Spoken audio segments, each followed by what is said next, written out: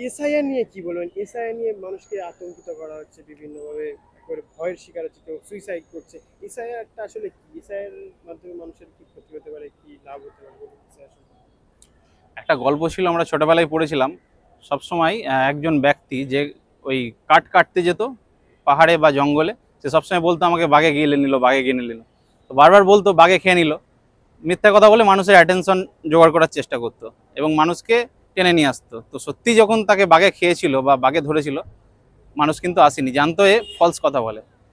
এই এসআইআর বা অন্যান্য জিনিসগুলো হচ্ছে এইটা, বিভিন্ন ইস্যুতে গভর্নমেন্টের এটা পলিসি বা এই হিটলারিজমের বা ফ্যাসিজমের একটা এটা পদ্ধতি যে মানুষকে সবসময় ব্যস্ত রাখো, সবসময় তাদেরকে এতই ব্যস্ত রাখো যে বেঁচে আছি এইটাই উন্নতি মনে হয়, মানুষের ডেভেলপমেন্ট মনে হয়।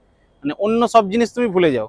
চাকরির কথা আমি বলবো না, দেশে ধর্ষণ কত হচ্ছে আমি বলবো না, বেকারত্বের কথা বলবো না, দেশের প্রশাসন কিভাবে চলছে বলবো না, সরকারের যে দুর্নীতিগুলো আছে এইগুলো মানুষের বলার যাতে সুযোগই না হয়, সময়ই না হয়। মানে বেঁচে আছি, আমার কাগজটা কোনো রকম ঠিক করতে হবে, এটাই উন্নতি আমার কাছে।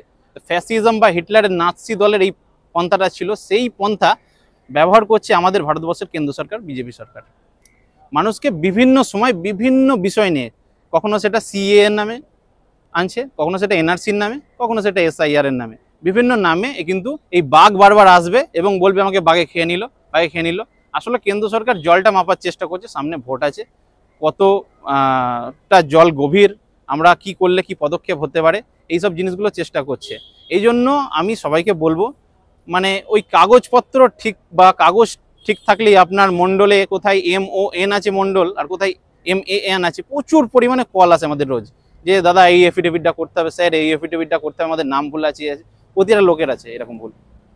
তাহলে আমি কি ভারতবাসী থেকে বাংলাদেশি হয়ে গেলাম এইটা ভুল থাকার জন্য? বিষয়টা এমনটা নয়। মানুষকে সবসময় কোনো কিছুতে ব্যস্ত রাখার চেষ্টা করছে সরকার, যাতে মানুষ ওইগুলোর পেছনে ছোটে এবং সরকারের যত গাফিলতি আছে, যত দুর্নীতি আছে, এগুলো চাপা পড়ে যায়, ধামাচাপা পড়ে যায়। পেপারস নিয়ে যদি আপনাকে ভারতীয় প্রমাণ করতে হয়, বাবরি মসজিদের কি পেপার ছিল না? জ্ঞানবাপীর কি পেপার ছিল না? আসামে উপরাষ্ট্রপতির ফ্যামিলি বাদ চলে গেছে এনআরসিতে, অনেক শিক্ষিত মানুষের নাম বাদ গেছে, এনআরসি লিস্টে এসছে, তাদের কি পেপার ছিল না? তারা কি পেপার সম্পর্কে জ্ঞাত ছিল না, জানতো না? তো আমি সবাইকে বলবো, সাধারণ মানুষ প্রচুর প্যানিক হয়ে যাচ্ছে, বিশেষ করে একটা সম্প্রদায়, সংখ্যালঘু সম্প্রদায়ের ব্যক্তিরা বিশেষ করে প্যানিক হয়ে যাচ্ছে বেশি, যে আমাদের কি হবে। আরে বাবা, 300-400 বছরের নবাব আমলের দলিল আমাদের কাছে নিয়ে আসে, তারা পেপারস নিয়ে ভয় পেয়ে যাচ্ছে, কারণ ওই পেপারস নিয়ে কেন্দ্র সরকার একটা ভয় দেখাচ্ছে যে তোমাদের ওপর চাপটা আসবে, যে কোনো কিছু আসলে মুসলিমদের ওপর বা সংখ্যালঘুদের ওপর একটা চাপ আসবে। এই জিনিসটা কিন্তু জুজু দেখানো হচ্ছে। অনেক অভিযোগ আসছে সোশ্যাল মিডিয়াতে, অন্য নিউজ চ্যানেলে আপনাদের মাধ্যমে দেখেছি, বিজেপি বলে এসছে সংখ্যাগুরু যেসব এলাকাগুলো, যে আপনাদের এনআরসি নিয়ে ভয় পাওয়ার দরকার নেই, আপনাদের সিএ নিয়ে ভয় পাওয়ার দরকার নেই, আপনাদের এসআইআর ভয় পাওয়ার দরকার নেই, তারা বিন্দাস আছে। ওপেন বলছে যে যারা হিন্দুরা অত্যাচারিত বাংলাদেশ থেকে ভারতে, তাদেরকে আবার নাগরিকত্ব দেবো, এখানে যারা রোহিঙ্গারা আছে তাদেরকে তাড়াবো। ভারতবর্ষের ভারতবর্ষের হচ্ছে গণতান্ত্রিক এবং ধর্মনিরপেক্ষ একটা দেশ।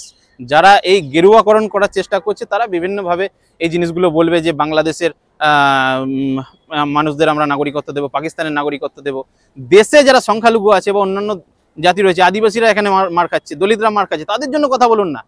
একটা জনগোষ্ঠীর প্রতি যদি নির্দিষ্ট কথা বলে শুভেন্দু অধিকারী, তাহলে তো ভোটটা ভাগ হবে, আলটিমেটলি সংখ্যালঘু যারা আছে তাদের ভোটটাও ভাগ হবে, আলটিমেটলি দেশের সলিউশন হবে না। আমাদের দেশটা মেরুদণ্ডটা আসলে ভেঙে যাচ্ছে, এই মেরুদণ্ড ভাঙার জন্য দেশটা ভাগ হয়েছে এতগুলো। আবার কিছু মানুষ বিভিন্ন কালারের রাজনৈতিক দল করে এটাকে ভাঙার চেষ্টা করছে। আমি অনুরোধ করব, মানুষ যেন এই 2025 সালে এসে এইগুলো চক্রান্তর পিছনে না ছোটে, না দৌড়ায়। মানুষ নিজের বুদ্ধি প্রত্যেকের আছে, কোনটা করলে ঠিক কোনটা করলে ভুল, এই জিনিসটা মানুষ যাতে অবলম্বন করে।